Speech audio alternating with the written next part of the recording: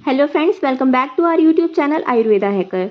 आज हम जिस चीज़ के नोट्स आपको प्रोवाइड कराने वाले हैं वो है सर्जरी का टॉपिक डिजीजेस ऑफ स्पाइन, और उसमें भी है ट्यूबरक्लोसिस ऑफ स्पाइन, जिसे हम पोट्स डिजीज़ भी कहते हैं। चलिए देखते हैं। Spine is the commonest site of bone tuberculosis.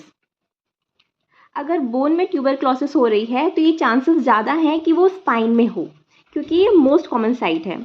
और स्पाइन में भी कौन सी जगह? Thoracolumbar region is affected most commonly. अब हम देखते हैं इसकी पैथोलॉजी। इसे अच्छे से समझिएगा, क्योंकि हमारा मोटो सिर्फ एग्ज़ाम के लिए कोई भी टॉपिक प्रिपेयर करना नहीं होता है, उसके बारे में हमें थोड़ा जानना भी चाहिए। इसकी पैथोलॉजी क्या है कि TB of spine is always secondary.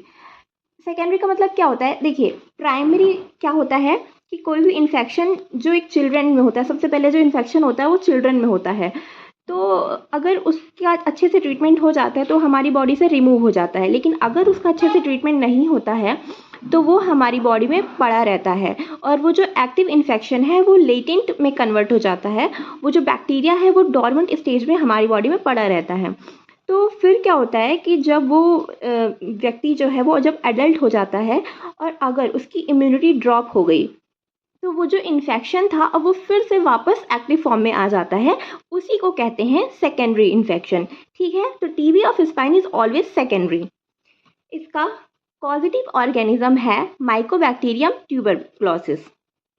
ये क्या करता है कि रीच करता है स्पाइन को बाय हिमेटोजेनस रूट। फिर ये स्प्रेड होता है बाय पैरावर्टिब्रल प्लेक्सस ऑफ वेन्स।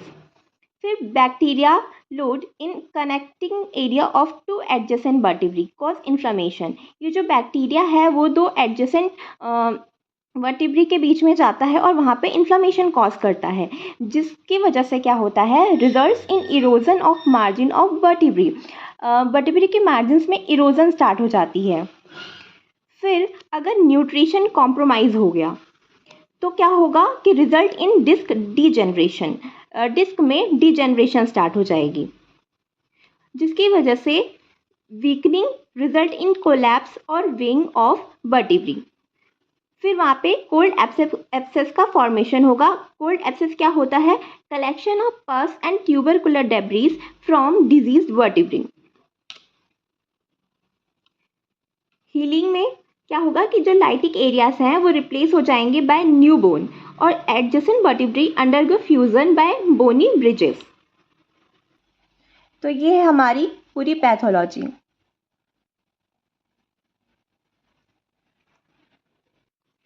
अब देखते हैं इसका investigation.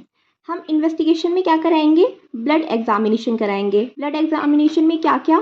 TLC, DLC, ESR, CRP और मॉन्टॉक्स टेस्ट कराएंगे। और एक्सरे में क्या कराएंगे कि एक्सरे में जब हम कराएंगे तो उसमें हमें क्या फीचर्स दिखाई देंगे? Reduction of intervertebral body, destruction of vertebral body, और हमको एविडेंस ऑफ कोल्ड एब्सेस दिखाई देगा। Third, CT scan, which provide more accurate information.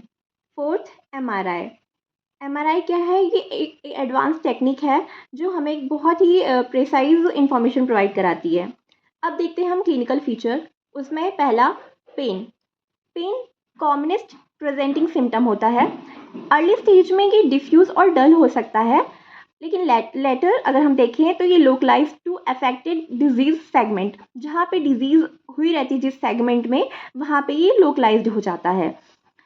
Second, stiffness, very early symptom.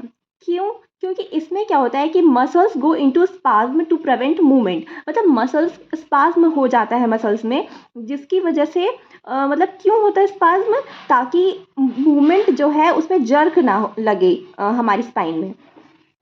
Third, deformity क्या होगी? इसमें gradually increasing prominence of spine vertebral column. उसको हम क्या कहते हैं? गिब्बस। ये जो है गिब्बस, इसको आपको याद रखना है अच्छे से, क्योंकि ये MCQ में भी आ सकता है कि ये गिब्बस किस डिजीज़ में मिलता है। तो ये किस में मिलता है? हमको पोर्ट्स डिजीज़ में मिलता है। इसका चौथा क्लिनिकल फीचर क्या है? Cold abscess. Fifth, paraplegia. क्योंकि पैराप्लेजिया क्यों? क्योंकि इसकी वजह से जैसे कहते हैं ना कि हमारे नस दब गई है, तो उसकी वजह से पैराप्लेजिया हो जाता है। 6 सिस्टमिक सिम्टम्स में क्या क्या आएगा? इवनिंग पायरेक्सिया और वेट लॉस। अब हम देखते हैं examination.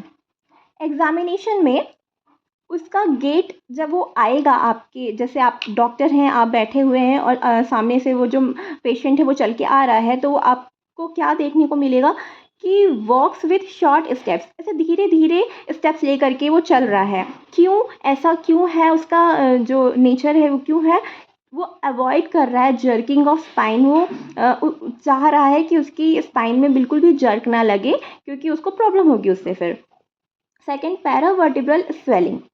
Superficial cold abscess present as swelling on back. तो इसके लिए needle aspiration is necessary for confirmation. Confirmation करने के लिए हमें निडल एस्पायरेशन ज़रूरी होता है। थर्ड, न्यूरोलॉजिकल एग्जामिनेशन करेंगे हम। अब देखते हैं इसका मैनेजमेंट। मैनेजमेंट में सबसे पहले देखते हैं क्या है? Proper rest. हम उसको प्रॉपर रेस्ट के लिए बोलेंगे। क्यों? To avoid injury to spinal cord, और स्पेशली डिज़ाइन ब्रेस और कॉलर में भी यूज्ड। हम उसके लिए जो स्पेशली डिज़ाइन ब्रेस या फिर कॉलर होता है वो भी यूज़ कर सकते हैं।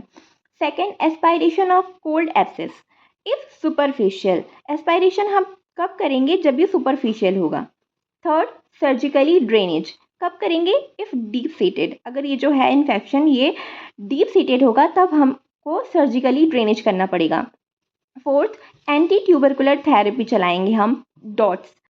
मैंने इसमें सारे टॉपिक्स कवर करने की कोशिश की है। इसका pathology, examination, clinical features, management, हर चीज़।